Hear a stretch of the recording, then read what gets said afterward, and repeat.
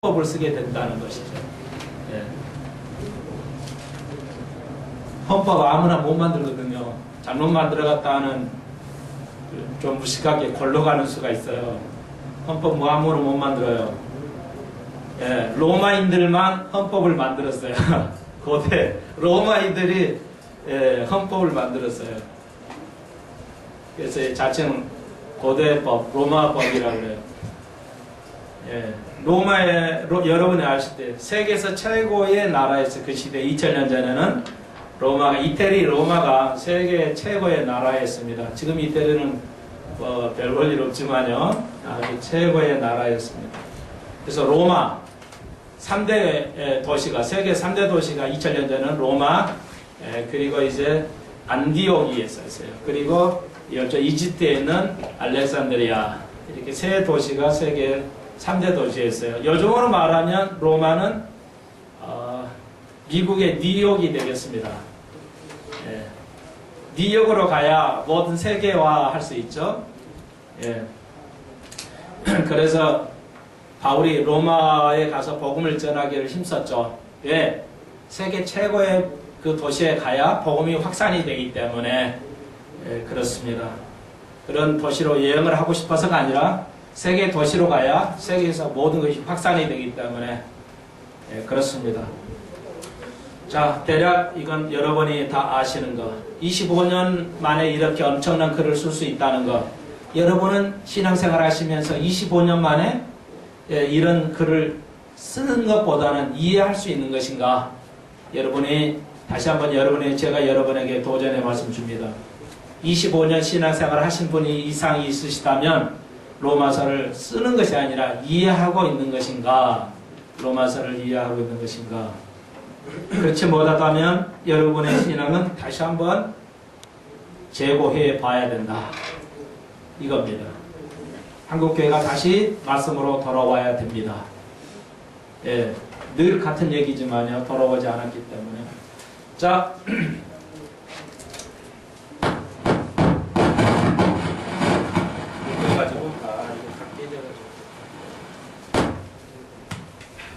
조금만 긴장하면 땀이 차가지고. 자, 로마서는 말이죠. 1장에서 16장까지 있는데요. 자, 대략 아웃라인을 좀 줘야 되겠죠. 1장에서 6장, 그리고 7장에서 8장, 그리고 9장에서 11장, 12장에서 16장 이렇게 나누어져 있습니다. 로마서는 교리책은 16장으로 되어 있는데요. 여러분의 그 윤곽을 아셔야 쉽게 이해할 수가 있겠죠. 그래서 1장, 6장은 의에 대해서 의의를 가리키고 7절, 8장은 성화,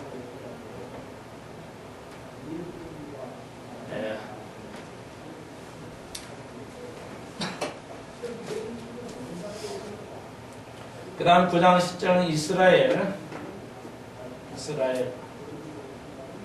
관한 거이고, 여기서는 12장으로 16장은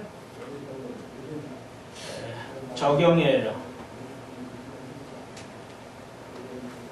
그래서 여기 1장에서 8장까지 교리가 되겠습니다. 기독교 교리, 독트린이 되고, 이 교리를 적용하는 겁니다. 그러면 놀라운 것은 이거죠. 왜 교리 속에 이스라엘이 들어있는 것인가? 이게 정말 기가 막힌 이야기입니다. 다시 말해서 1장부터 이스라엘과 온 그 교회, 이방 교회들과 이스라엘이 들어있다는 것은 구원의 완성은 무엇이에요? 교회와 이방인들과 그리고 이스라엘이 함께 구원받는 것, 그것이 구원의 완성입니다. 이건 너무너무 중요한 건데요. 여러분이 이해하셔야 돼요. 왜 이렇게 교리하고 적용하면 되지 이스라엘이 딱 그 속에 끼어들어 있는가? 이것은 아주 중요해. 이스라엘 구원에 관한 거예요. 이것은 이방들.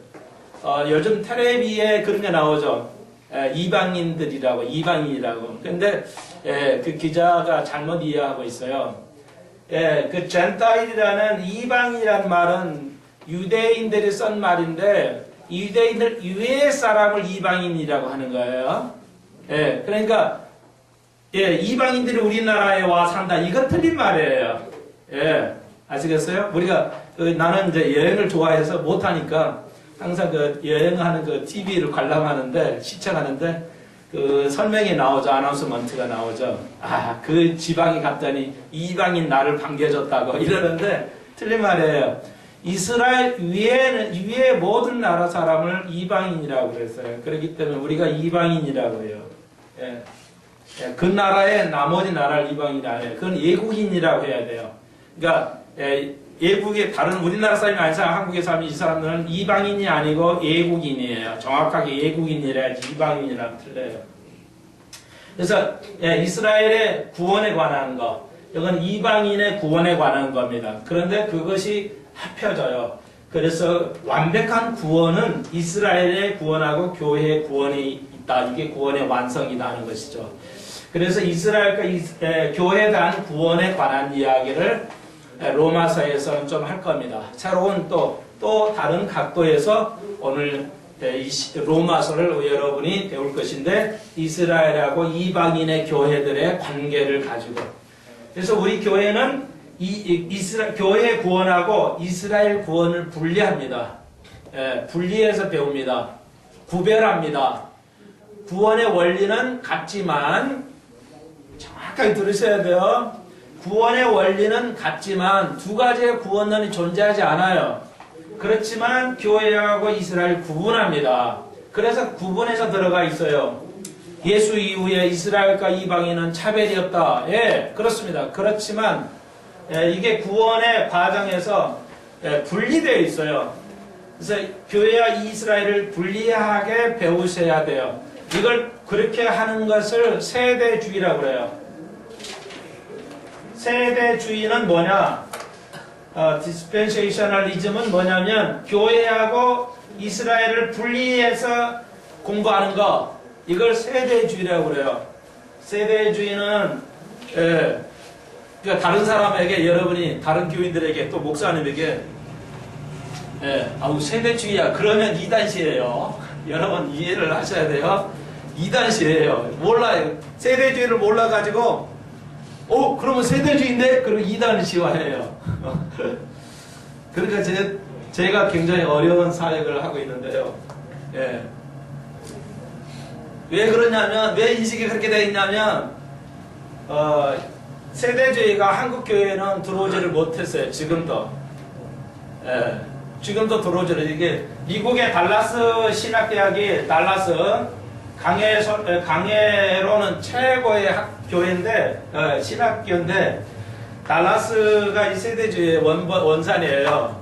그런데 이 세대주의가 한국에는 들어오지를 못했어요. 이상한 일만큼 안 들어왔어요. 그리고 이제 개약신학이 있어요. 언약신학이라고도 하는데요.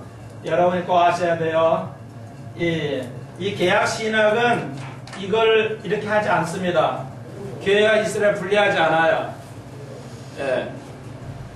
그래서 이건 요게 두 가지가 이제 아주 상충되는 아주 대립 관계에 있어요. 그러면 한국 교회는 다 개약신학의 하에 있어요. 개약신학이라는 신학 체계 하에 있어요. 그리고 세대주의는 미국에서도 아주 그렇게 많지 않아요. 갈브리 채플에서 세대주의 쪽이에요. 그러니까 저를 이 신학을 이해할 때 저는 세대주의라 표방은 안 하지만 이쪽 계열이라는 것은 이해를 하셔야 돼요.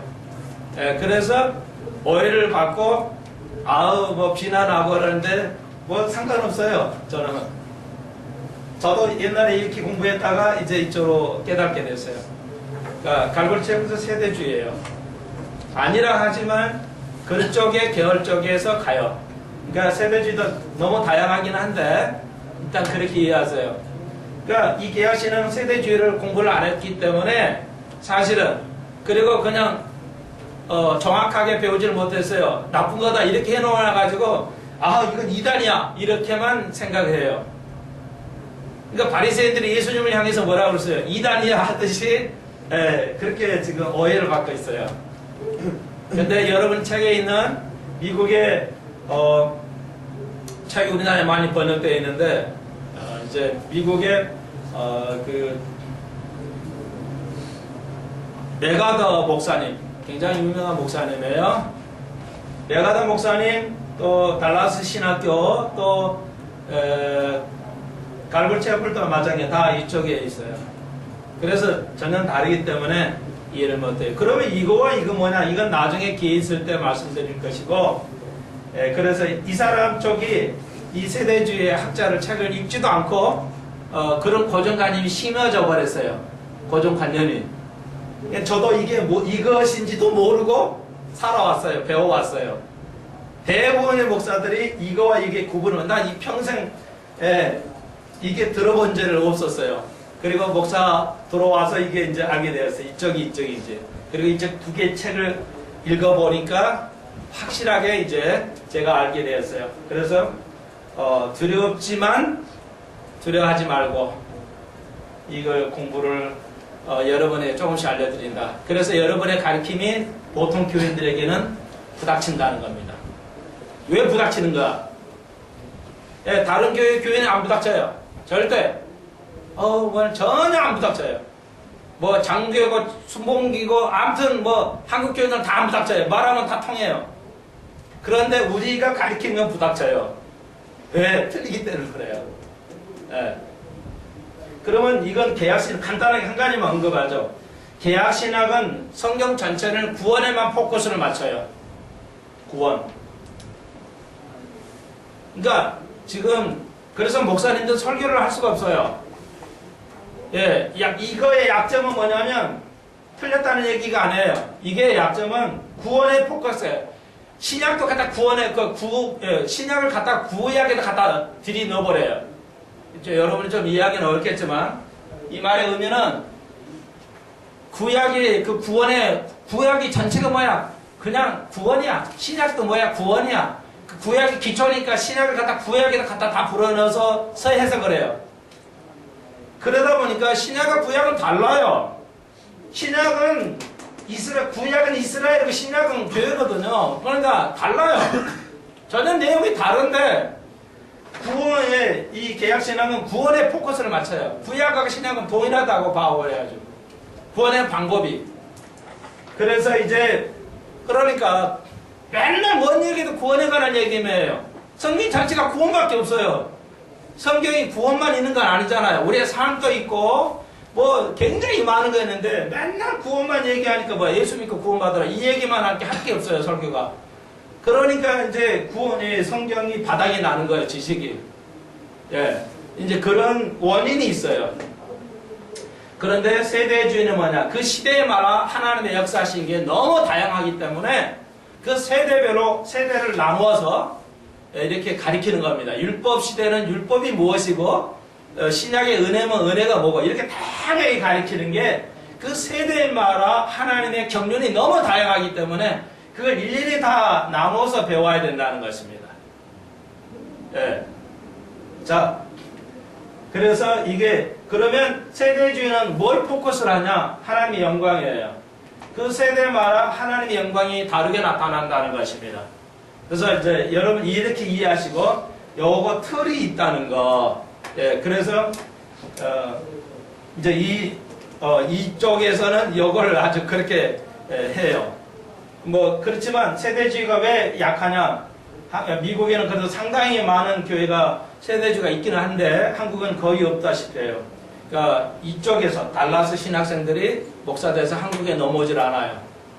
묘하게 같은 책도 거의 없고 이런 좀 판이에요. 그러니까 한국이 좀 다시 한번 살펴봐야 되는데 아직도 학문에 대해서는 불모지 아닌가. 한국 교회가 신학교 계통에서는 불모지 아닌가. 이렇게 생각이 되어집니다. 요렇게만 이해하시고 자꾸 들으셔야 돼요. 예, 개념은 말이죠. 개념이 원리잖아요. 모든 거에. 근데 개념은 하루아침에 안 생겨요. 여러분이 알다시피. 듣고 들어야 개념이 생겨요. 그래야 원리가 생긴단 말이에요. 예. 얄팍한 지식을 가지고 가르치기 때문에 개념이 안 생겨요. 그러니까 25년 돼도 성경을 이해를 못해요. 그러니까 맨날 구원은 알죠. 맨날 그 얘기를 가르치니까 같은 얘기를 다양하게 안 가르치니까 성도들이 알 턱이 없어요. 예, 한국교회를 향해서 얘기해야 돼요. 안 할 수가 없어요. 그런데 여기는 이방인 교회 그리고 이스라엘에 대해서 가르쳐요. 이 두 가지가 완성이 돼야 구원의 완성이 온다는 것이죠. 이게 이렇게 중요해요. 자, 그리고 이제 의가 뭐고 성화가 뭔가, 이스라엘이 뭔가 알죠? 이 말뜻은. 근데 이 개념을 이해해야 돼요. 개념을 이해하지 못하기 때문에 여러분의 믿음이 안 자라나요. 변화가 없어요. 이거 아주 중요한 겁니다. 로마서는 뭐예요? 교리를, 이론을 배우는 게 아니에요. 교리를 통해서 완전히 우리의 삶이 변화돼요. 교리가 없으면 변화되지 않습니다. 교리가 없으면 변화되지 않아요. 이거 아주 중요한 겁니다. 자, 한 가지만 조금 더 이양 얘기 나왔으니까 한 가지만 더 얘기하고 진행할게요. 이런 게 있어요.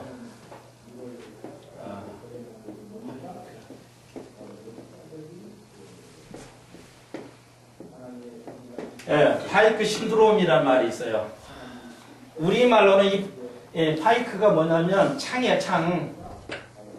이렇게 창이 있잖아요. 이렇게 만들어가지고. 이렇게 창이에요. 근데 창 끝을 파이크라고 그래요. 그냥 창을 이게 쉴드라고 그러는데 창 끝을 파이크라고 그래요. 이 창 끝을. 이걸 우리 순수한 말로는 창코치라고 그래요. 제가 사전을 찾아보니까 창코치. 그러니까 창코치 신드롬이라는 것이 있어요. 코치가 이게 끝이에요. 창 끝을 말해요. 그래서 왜 이 말인데 왜 이게 아마 순수한 우리말 같은데 창코치. 이 창코치 신드롬이라는 게 있어요. 창하고 관련은 없어요. 근데 이건 뭐냐면 여러분 이 신드롬이 있어요. 여러 가지 막 수십 개의 신드롬이 있어요. 근데 그거 아셔야 돼요. 이거 아셔야 되는데 뭐냐면 이건 이제 뭐냐면 여러분이 처음 이해하고 경험한 것 그것이 옳다고 여겨지는 신드롬이에요. 관념이에요. 여러분이 하여튼 어디서 경험하든 배웠던 간에 처음 배우고 익혀진 그것이 옳다고 생각이 되어지는 그것을 창코치 신드롬이라고 해요. 신드롬. 그거는 뭐냐면, 그러니까 금방 얘기했잖아요. 우리가 알든 모르든 우리가 배웠어요. 우리가 배운 것을 이제 그 개약신학을 배웠어요. 성경은 다 구원이야. 이렇게 배웠단 말이에요. 이게 이제, 그런데 여기는 문제가 있어요. 이 개약신 안에 문제가 있단 말이에요.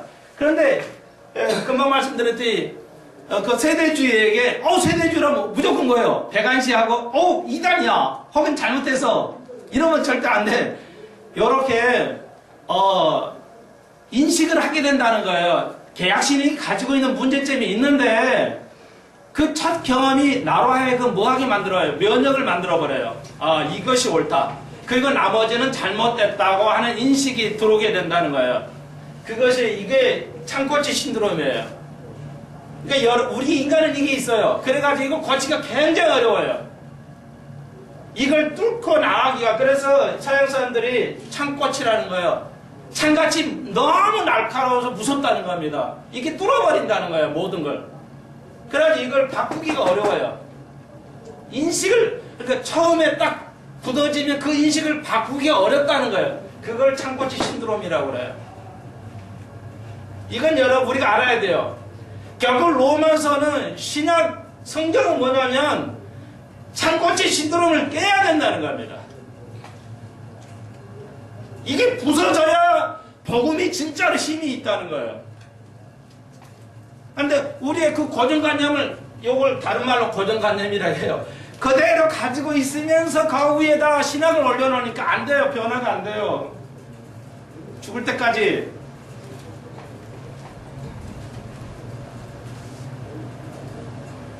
그러니까 여러분 이걸 그러려면 이걸 타파하려면 어떻게 해야 돼요? 엄청난 지식을 계속 우리 속에다 집어넣어야 돼요.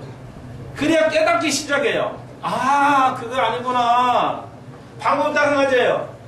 고정관념, 잘못된 고정관념을 탈파하려면 어떻게 해야 돼요? 엄청난 지식을 쌓아가야, 개념을 쌓아가야 내가 생각하는 그 기존의 그것이 바뀌어지는 거예요. 그러니까 죄송하지만 나이가 들어갈수록 이게 안 바뀌어져요. 안 바뀌어요. 옛날 그 습관을 바뀌기가 아주 어려워요. 우리 권사님들 많이 바꿔가셨는데요. 기적이죠.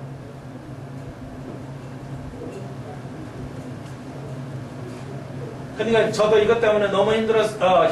저는 그렇게 힘든 편은 아닌데 제 주위에 있는 사람을 이해시키는데 시간이 오래 걸렸다는 거예요. 그리고 이제는 거의 많이 여러분들이 너무 이제 양떼들이 목자의 음성을 이해를 해요. 목사님이 옳다. 그 중에 하나가, 자 봐요. 이걸 예를 들게요. 로마서 들어가지도 못하는데. 자, 이거 봐요. 이게 선은 이게 중요한 거예요. 그러면 고정관념이라 할 수 있고, 여러분 고정관념이 더 편하시죠? 그렇지. 고정관념으로 합시다. 예. 파이크 신드롬보다. 그러면 고정관념인데, 그러면 그것이 교회 안에는 어떤 것이 있냐 봐요. 크리스마스 있잖아요. 크리스마스를 예배를 12월 22일 날 12월 25일 날 한다. 이게 크리스마스 예수님 탄생일이다. 아닌 거 다 알거든요. 여러분 인터넷에만 펴서 보시면은 인터넷에도 다 나와요. 크리스마스 12월 25일에 아니다는 거 다 알아요. 근데 2000년 동안 12월 25일에 예수님 탄생일이라고 배워왔어요. 그러니까 이 고정관념이 생겼어요. 그러니까 제가 12월 25일은 아니니까 이날 예배 안 드려요. 그러니까 뭐야? 고정관념은 목사가 틀렸지. 이렇게 생긴다는 거예요. 근데 내가 옳죠. 왜 12월 25일은 아닌 건 뭐 너무 잘하니까. 근데 깨지는 것이 2000년대도 안 깨지고 있다는 거예요. 한국 교회가. 미국 교회나 한국 교회도 일부는 12월 25일 예배를 안 들어요. 그런데 기존의 교회들은 아직도 이걸 고수해요. 이 말을 듣고도 고수해요. 왜? 그 고정관념이 박혀있기 때문에 그 고정관념이 깨지지 않은 한은 죽어도 12월 25일에 예배 드려요. 그런데 왜 이거 우리가 거부해요? 25일은 태양신이거든요. 그러니까 바벨론 태양신의 생일이거든요. 그게 이교도에, 그러니까 12월 25일 예배 드리는 게 이교도 예배거든. 우리가 기독교가 이교도 예배를 드려요. 그러니까 하나님께서 종교 계획을 해가지고 이걸 바꾸도록 기회를 주셨는데 종교 계획자들이 이걸 바꾸질 못했어요. 얼마나 그러니까 고정관념이 이렇게 무서운 거예요. 사람을 죽여요. 여러분 죄송한 있어요. 그것이 여러분 깨져야 할 겁니다. 여러분의 그 고정관념이 깨지면은 엄청난 복을 누리는 거예요. 누구나 있어요. 누구나 못 깬다는 거죠. 바울이 뭐예요? 담에색 도상에서 30살에 깨졌어요. 예수님을 만나자마자. 우리가 여러분의 말씀을 통해서 예수를 만나야 깨집니다. 다른 거로는 깨질 수가 없어요. 하나만 더 이해해 드릴게요. 유아세례요. 고정관념이지. 2000년 동안 해왔어요. 유아세례 해왔어요. 우리 교회는 없잖아요. 아, 그러니까 우리 교회 없어요. 그러니까 아, 네 교회 이단이야. 이럴 수 있어요. 대번에 다 하는데 우리만 안 하거든요. 그러니까 이 고정관념이에요. 예, 그러니까 비주류는 고정관념이 있을 수 없어요. 거의 없어요. 주류가 고정관념이 생기는 거예요. 근데 유아세례가 가능해요? 가능하지 않습니다. 왜? 유아가 어떻게 신앙 고백을 하냐고. 세례를 주려면 신앙 고백을 해야 되는데 이게 한국 교회가 다 알아도 안 해요. 왜? 해왔기 때문에. 그 문화가 해왔기 때문에 하는 거예요. 그래도 좋잖아 이러지. 이게 유아는 복 받는 거라 해요. 근데 유아는 신앙 고백을 못하기 때문에 성경이 없어요. 그러면 이것도 이 태양신 아들을 이것이 했어요. 이거. 그러니까 칼빈이 유아 세례를 했어요. 왜? 유아 세례야 구원받는다 했어요. 이렇게 무서운 일을, 그러니까 칼빈이 유아 세례를 시켰어요. 왜? 유아 세례 안 하면 죽는다, 천국 못 간다고 가르쳤어요. 전혀 성경적이 아니에요. 전혀 아니에요. 그러니까 우리는 세대주의라고는 안 하는데 우리 교회는 뭐예요? 이런 성경적이 아닌 거 우리는 단연코 거부한다. 단연코. 그래야 우리가 살 길이. 상식적으로 유아는 고백을 못해요. 그러니까 견신내 다시 해야 돼요. 성인 되면 다시 붙잖아요. 그러면 그때 같이 이것을 왜 하냐고. 문화 때문에 문화. 종교개혁 이것도 못했어요. 이것도 타파를 못했어요. 종교개혁자들이. 불행이죠. 근데 이 고정관념을 가지고 있기 때문에 내가 이단시 하지 한국교회를 이단시 안 해요. 왜? 다수잖아요. 자, 결국은 복음이 한국교회에 뿌리 내리고 역사하려면, 우리가 변하려면 교리를 통해서, 깊은 교리를 통해서 우리가 깨져가야 된다는 거죠. 변화가야 돼요. 그러니까 오늘 로마서 거창한데 여러분에게 서두에서 이렇게 엄청난 귀중한 거 말씀드리면서 나아가도록 하겠습니다. 다시 한번 여러분의 삶 속에 깨짐이 있었나요? 없으면 여러분 고정관념 아직 타파 안 된 겁니다. 예수를 만난 경험이 있어야 돼요. 예수를 만난 경험. 어떻게 만날까요? 숙제입니다. 만나보십시오. 만나지 않고는 여러분이 구원받을 수가 없어요. 아주 중요한 겁니다. 너무너무 중요해요. 자, 이제 그 정도 하고요. 많이는 안 나갈게요. 로마서 1장 1절 가지고 끝낼지도 몰라요. 로마서 1장 1절 봅시다. 예수 그리스도의 종 바울은 사도로 부르심을 받아 하나님의 복을 위하여 택정함을 입었다. 오늘 이 세 가지 1절 하나 가지고 좀 자세히 가겠어요. 좀 진도를 될 수 있으면 가려고 하지만 여러분이 그냥 넘어가면 개념이 안 생겨요. 개념은 다시 한번 깊은 학문을 통해서만 개념이 생겨요. 그러니까 교인들은 개념이 20년 다녀도 교회에 50년을 다녀도 개념이 안 생겨요. 깊이 배우지 않기 때문에. 그래서 우리는 깊이 배워야 됩니다. 제발. 다시 한번요. 고정감 있게 드리려면 깊은 학문을 해야 돼요. 엄청난 학문을 해야 깨져요. 왜? 그게 잘못됐다는 것은 학문을 통해서밖에 안 돼요. 자, 여기 봅시다. 예수 그리스도. 종이라고 그랬어요. 예수란 말도 있고 그리스도란 말도 있는데 여기서는 예수 그리스도라고 그랬어요. 바울이. 이렇게 같이 가면은 이것은 비동사가 이렇게 있는 거예요. 이렇게 이해하십시오. 그러니까 태초에 하나님께서 여호와 하나님께서 이런 말도 있죠. 여호와 하나님, 여호와하고 하나님 틀려요.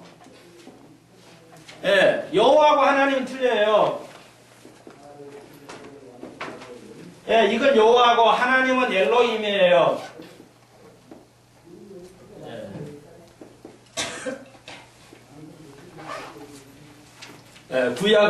구약은 여호와만 있든지 하나님 있는데 여호와 하나님 이렇게 있으면 뭐예요?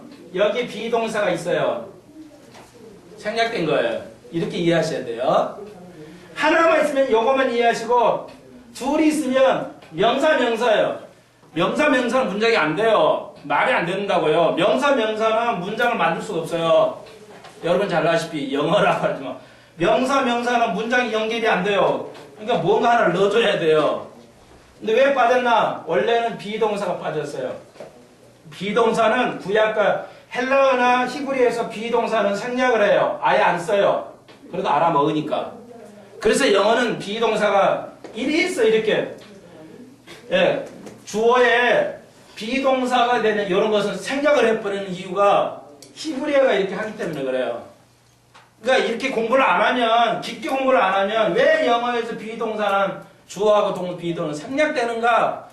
선생님들은 이거 몰라요. 구약 히브리어를 모르니까 영어는 비동사 생략 가능하다. 이딴 소리만 하고 있어요. 왜 생략 가능하냐? 이거예요. 이런 거. 자, 봐요. 그러니까 이렇게 명사 두 개 나오면 이렇게 있구나. 이렇게 이해를 하셔야 돼요. 자, 그러면 예수는 뭐예요? 자, 이 단어의 개념을 들어가야지. 예수 다 알아요. 수요일날, 어제도 토요일날, 또 책방에 책 잘못 사가지고, 그래야지 또 할 수 없이, 강화문 가는데요. 강화문 하니까 아가씨 둘이 딱 와가지고 나보고요. 뭐라 해요. 또 잘할 수 없는 소리인데 뭐라요. 근데 아가씨가 처음 나한테 귀를 잡더니, 바로 앞에서까지 막 달라붙어가지고 얘기를 하니까 권육스러워 죽겠더라고요. 뒤를 걸치고 막 이렇게 하는데도 막 그 아가씨는 막 바로 앞에서 얘기를 해요. 유혹하는 거죠. 뭘? 기독교도 아니고 불교도 아니고 뭐 아무것도 아닌데 아무것도 종교도 아니라는 거야. 포교하러 왔어요. 당신 그러면 누구냐? 종교를 정확히 얘기해라. 그랬더니.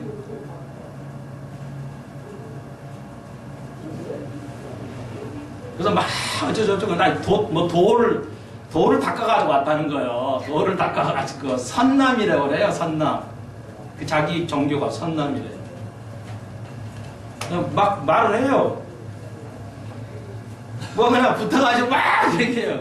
내가 아주 그냥 입장이 곤란해지더라고요. 다 얘기했냐고. 그러면 나도 들었으니까 나도 한마디 할게요. 예수 그리스도를 믿어야 당신 구원 받습니다. 예수 그리스도 외에는 내가 구원받을 자가 없다고 그랬습니다. 성경에. 그랬더니 예수 아는데요? 예수 알아요.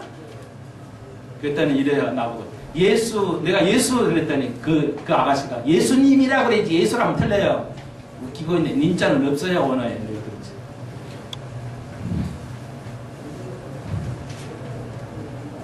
그 예수를 알아요. 그리고는 내가 이 말 했더니 핵 가버리는 거예요. 이놈은 안 되겠다 이거야. 이놈은 안 되겠다 생각을 그냥 가버리더라고요.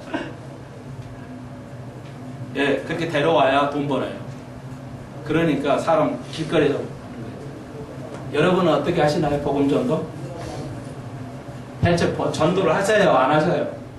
자, 봐요. 그런 종교들도 그렇게 열심을 해요. 예수를 아는 거 아무 의미 없어요. 구원 못 받아요. 이 개념을 정확하게 이해를 해야 돼요. 그러니까 개념은 뭐예요? 학문에 아니면 학문으로 깊게 안 들어가면 이해 못 한다고 그랬죠. 자, 예수는 간단하게 예수는 뜻이 뭐예요? 구원자예요. 구원해요. 그러니까 구원자는 누구예요? 그 구원자는 누구예요? 예수가 아니고 예수가 구원이니까 요건 나중에 얘기 나중에 하고 구원자가 누구예요? 예수님이 누구예요? 예수가 누구예요? 그리스도라는 뜻이에요. 예수가 그리스도예요. 자, 그리스도 배웠죠? 그리스도라는 뜻이 뭐예요? 기름 부은 자예요. 기름 부으려면 자, 우리가 배웠어요. 세 사람만이 기름을 부어요. 성경에. 누구? 그렇죠. 내 마음이 시원하네. 두 번째, 누가 기름 부어요? 그렇죠. 선지자. 이제 몬탄니까지 나서 이제 엄청나네. 그 다음에 또 그렇죠. 완벽해요. 이렇게 지식적으로 배워야 개념이 생겨. 아시겠어요? 이건 너무너무 중요한 거예요. 요 말 그냥 못 들으시면 안 돼요. 예수가 그리스도예요. 예수가 누구예요? 기름을 부은 자라는 거예요. 기름을 부은 자래요. 자, 그러면 기름을 부었다는 의미는 뭐냐? 세 사람 이런 쪽에만 기름을 부어요. 아무나 덮어놓고 기름 부는 게 아니에요. 자, 여러분도 예수님 똑같이 제사장과 선지자의 왕으로서 부름을 받았어요. 오늘 로마서 1장 1절에 때 부름을 받은 거예요. 여러분이 제사장과 선지자가 왕으로 부름을 받았다는 거예요. 자, 어떻게 알죠? 내가 왕가 세 가지 역으로 기름을 부었다는 것을 어떻게 알아요? 누구 답변해 보세요. 어떻게 알아요? 내가 그리스도의 세 가지 역할을 선지자로서 감당하고 부름을 받았다. 어떻게 알아요?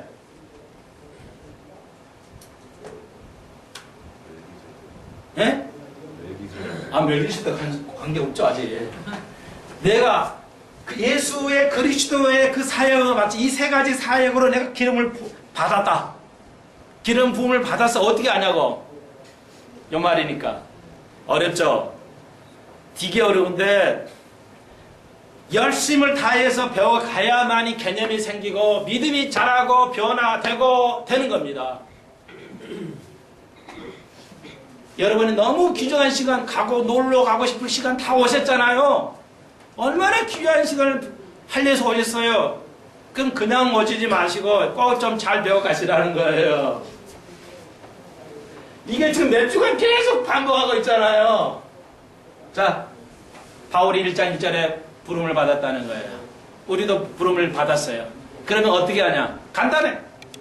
여러분 예수 그리스도를 믿기 때문에 부름을 받은 거예요. 여러분이 예수님을 믿고 있기 때문에 세 가지로 부름을 받았어요. 오늘 조금 더 마저 정리해 드릴게요. 얘기 안 했으면 좋겠어요. 자, 그러면은 제사장으로서 기름을 받았어요. 그런데 우리가 알다시피 제사장이 두 가지 계열이 있었죠. 하나는 멜기세덱이 있고 하나는 그렇죠.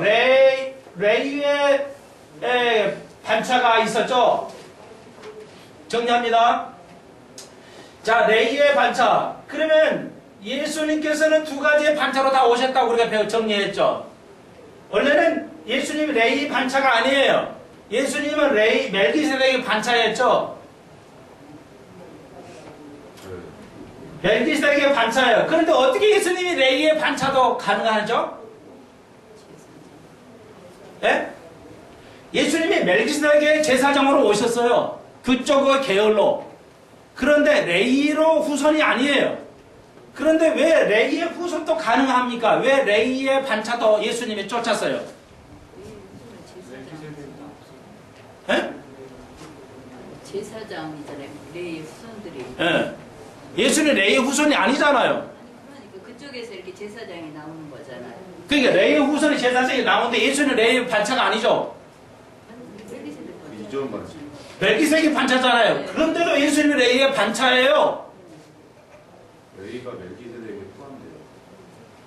레위가 멜기세덱 패대된다는 말은 의미가 있는데 좀 더 정확하게 멜기세덱의 뿌리. 뿌리가 아니고 멜기세덱은 하나님이에요. 하나님의 그 뿌리가 아니라고요. 그 자식이 아니에요. 우리가 후손이 인간적으로 우리는 누구의 후손이에요? 아브라함. 그렇죠. 다요. 왜 예수님이 두 가지 반차로 가능하냐면 이건 이제 아시죠? 이건 영적인 거예요. 영적인 반차예요. 영원한 반차란 말이에요. 그러니까 이쪽으로 오셔서 근데 예수님의 레위의 반차예요. 레위의 후손이 아닌데 예수님은 자 보십시오. 아브라함이 멜기세덱에 드렸죠. 11조를. 그러니까 제사장이란 말이에요. 제사장 11조를 드려야 되니까. 그런데 레위는 아브라함이 누구예요? 후손이에요. 그러니까 그 허리에서 아브라함의 허리에서 레위가 나왔기 때문에 예수님께서 그 아브라함이 멜기세덱에 드렸기 때문에 예수님이 아브라함의 멜기세덱 후손뿐만 아니라 아론의 지파의 계열이 돼야 안 돼요? 된다는 겁니다. 왜? 레위의 후손이 그 선조 아브라함이 멜기세덱이 드렸기 때문에 그러니까 레위도 아브라함의 허리에서 나왔기 때문에 그래서 두 가지 역할을 가능한 거예요. 아시겠어요? 절대 이제 헷갈리지 마세요. 그 다음에 선지자. 예수님이 선지자예요. 자, 시간이 갔지만 빨리 정리하겠어요. 예배 좀 5분 늦게 시작했어요. 네, 5분 늦게 오늘 좀 늦게 오셔서. 자, 빨리 이것만 정리하고 끝내겠어요. 예수님은 선지자로 오셨어요. 어떤 계열의 선지자로 오셨어요? 왜 선지자가 가능해요? 정통성을 말하는 거예요. 지금 제가 정통성. 제사장이 정통성을 가지고 있어요. 자, 선지자로 오셨어요. 어떤 정통성이에요? 예수님 선지자 맞는데? 맞기는 맞는데. 예수님이 선지자 역할을 하셨어요. 선지자로 오려면 자격이 있어야죠. 예? 요한? 예수님이 더 먼저인데 요한하고는 관계가 없죠. 예수님 요한의 계를 따랐어요? 선지자로서? 또 아니죠. 마치면 이거 10,000원 드리겠어요. 돈 좋아하시죠? 네, 목사님 맞힐 수 없으니까 맞힐 수 있어요. 다 아는 거예요. 아는데 깨내지를 못해. 그렇게 지식이 없지. 알아봐야 소용없어요. 꿰맬 줄 알아야. 그 소리 쓰는 거예요. 꿰매야 진짜지. 왜 예수님은 선지자의 반열이에요? 뭐 그냥 나 선지자 하겠어 이런 게 아니에요. 나 제사장 하겠어 이런 게 아니라고. 자, 이것은요 나단이 있죠. 나단 아세요? 나단 선지자 말고 예수님의 후손 중에 다윗의 후손 중에 나단이라는 아들이 있었어요. 이 아들로 예수님이 태어나신단 말이에요. 이해하시겠어요? 그러니까 나단은 뭐예요? 선지자 계열이에요. 다윗은 누구의 계열이에요? 왕의 계열이에요.